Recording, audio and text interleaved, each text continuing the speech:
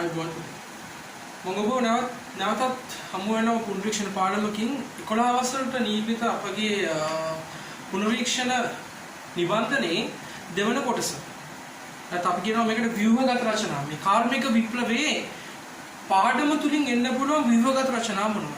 ඔබ දන්නවා ප්‍රශ්න පත්‍රයේ දෙවන කොටසේ අනු ප්‍රශ්න වල 3 සහ 4 ඔබ ලිවිය යුතු විස්තරාත්මක ප්‍රශ්න ලෙස. එහෙනම් මේ විස්තරාත්මක ප්‍රශ්න කොහොමද අපි ලියන්නේ? එතකොට මේකට පොඩි ප්‍රවේශයක් එක්ක අපි අරගෙන යමු පාඩම අපේ ඉස්සරහට.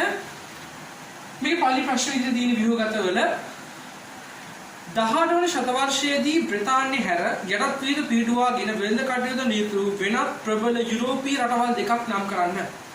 අපි කියනවා එංගලන්තයෙන් මේ කාර්මික විප්ලවය ආරම්භ වුණායින් පස්සේ ප්‍රංශය, පෘතුගාලය, ස්පාඤ්ඤ වගේ රටවල් මේ කාර්මික විප්ලවයට සම්බන්ධ වෙනවා. සම්බන්ධ වෙලා ඔවුනුත් Tamanගේ රට තුල තමගේ කර්මාන්ත ශ්‍රේෂ්ඨයන් දියුණු කරන්න උත්සාහ කරනවා. එහෙනම් පුතේ මේ එංගලන්තෙන් ආරම්භ වෙච්ච කර්මාන්ත ශ්‍රේෂ්ඨය මුළු යුරෝපයේ පුරා පැතිරෙන ආකාරය ඔබට පැහැදිලි විය යුතුයි. අපි යමු ඊගා ප්‍රශ්නෙට. මොකක්ද ඊගා ප්‍රශ්නේ? කාර්මික විප්ලවයට සමගාමීව කෘෂි ක්ෂේත්‍රය. මම කිව්වා කාර්මික විප්ලවයේ හැම ක්ෂේත්‍රයක් කෙරෙහිම බලපාන. එහෙනම් මේ කාර්මික විප්ලවය කොහොමද කෘෂි ක්ෂේත්‍රය කෙරෙහි බලපෑවේ? පළවෙනිම සාධකය. එහෙනම් කෘෂි කර්මාන්තය තුල නිපද වෙන යන්ත්‍ර උපකරණ, මේ සරල උපකරණ මහ පරිමාණ යන්ත්‍ර උපකරණ බවට පත් වෙනවා. ඒකින්ද මෙච්චර කාලයක් කුඩා ගොවිබිම් වශයෙන් පැවතිච්ච ඒවා මහ පරිමාණ ගොවිබිම් බවට පරිවර්තනය වෙන්න පටන් ගන්නවා.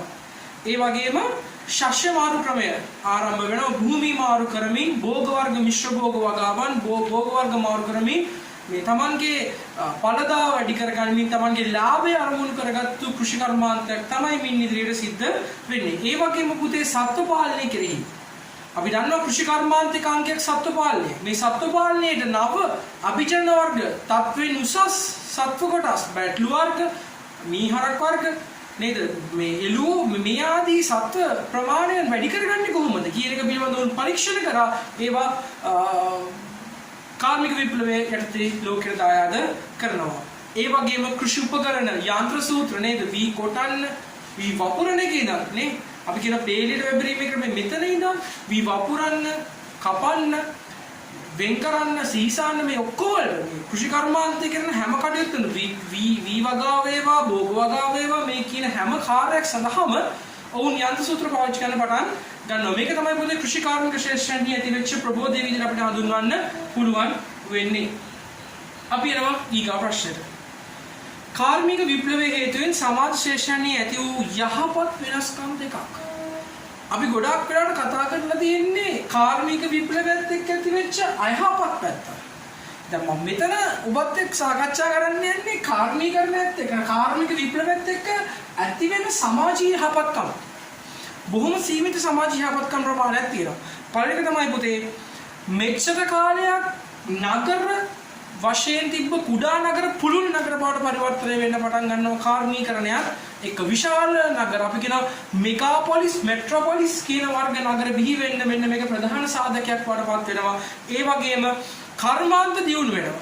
දෑතේ ශ්‍රමයේ වෙනුවට යන්ත්‍ර සූත්‍ර පාවිච්චි කරනවා. ඒ යන්ත්‍ර සූත්‍ර ඔස්සේ කර්මාන්ත ශාලා බිහි වෙනවා. ඒ කර්මාන්ත ශාලාවල යන්ත්‍ර සූත්‍ර ක්‍රියා කරවන්න පිරිස අවශ්‍ය වෙනවා. එතකොට රැකිය අවස්ථා බිහි වෙනවා. සමාජීය වශයෙන් තියෙන යහපත්කම් දෙක තමයි ඔය අපිට කතා කරන්න පුළුවන් වෙන්නේ කාර්මික විප්ලවයේ.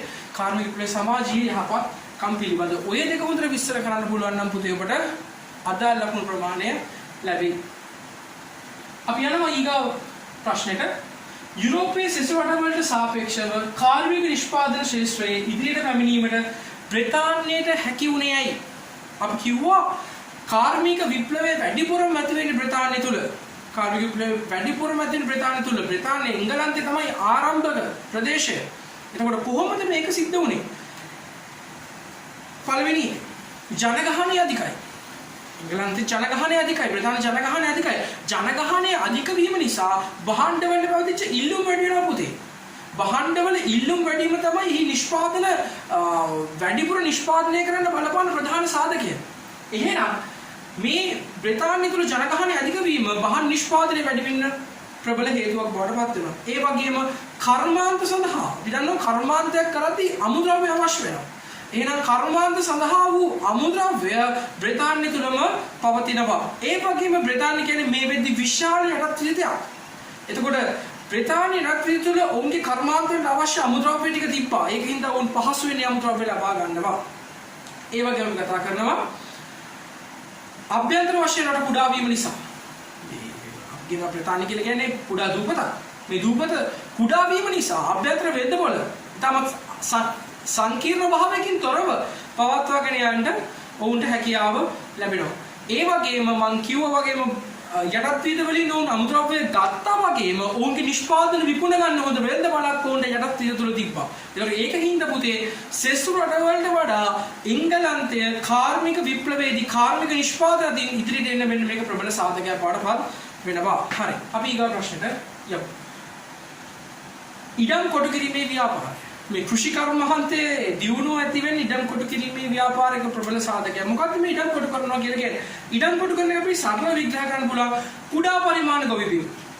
කුඩා පරිමාණ ගොවිබිම් එකට එකතු කරලා මහා පරිමාණ ගොවිබිමක් නිර්මාණය කිරීම අපි කියනවා ඉඩම් කොටු කිරීමේ ව්‍යාපාරය කියලා. කුඩා පරිමාණ ගොවිබිම් රාශියක් එකතු කරලා මහා පරිමාණ ගොවිබිමක් නිර්මාණය කිරීම අපි කියනවා මොකද්ද? ඉඩම් කොටු කිරීමේ ව්‍යාපාරය ලෙස. හරි. අපි එහෙනම් ඉඩම් කොටු කිරීමේ ව්‍යාපාරය තුල නේද කුඩා පරිමාණ ගොවීන්ගේ ඉඩකඩම් නැති වෙනවා. ඔවුන් විරකියාවෙන් පෙළ බිරිසක් බවට පත් වෙනවා. ඔවුන් තමයි පසු කාලීනව කර්මාන්ත ශාලාවල කම්කරුවන් ලෙස තමන්ගේ වෘත්තිය කරගෙන යන්න උත්සාහ කරන්නේ. හරි. අපි යනවා ඊගා ප්‍රශ්නයට. බ්‍රිතාන්‍යයේ පැවති නිදහස් සමාජ පසුබිම කාර්මික විප්ලවයේ දියුණුවට බලපෑ ආකාරය. බ්‍රිතාන්‍ය රට තුළ පැවති නිදහස් දේශපාලන ආර්ථික සමාජීය තත්ත්වය කොහොමද බලපාන්නේ ඔවුන්ගේ කාර්මිකයේ දියුණුවට? යුරෝපා පුනරුදය ඇති වෙනවා. අපි දන්නවා කොන්ස්ටැන්ටිනෝපල් නගරේ ඔටෝමන් තුර්කීන් අල්ලගත්තයින් පස්සේ එතන හිටපු ග්‍රීක රෝම ආවාසීලා පිරිස යුරෝපේ පුරා විසිරෙනවා. එංගලන්තයේ ප්‍රධාන මධ්‍යස්ථානයක් වෙනවා ඔවුන්ගේ. ඒ ගත්තු දැනුම ඔවුන් තාක්ෂණය තුලින් යොදාගෙන ඔවුන් ඉදිරියට ගමන් කරනවා. එහෙම ගමන් කරද්දී මේ කාර්මික විප්ලවයක් කරන්න අවශ්‍ය වෙන තාක්ෂණික ඥානය කර්මාන්ත ශ්‍රේෂ්ඨ අවශ්‍ය තාක්ෂණික ඥානය ඔවුන් ගාව ඕනවට වඩා තියෙනවා.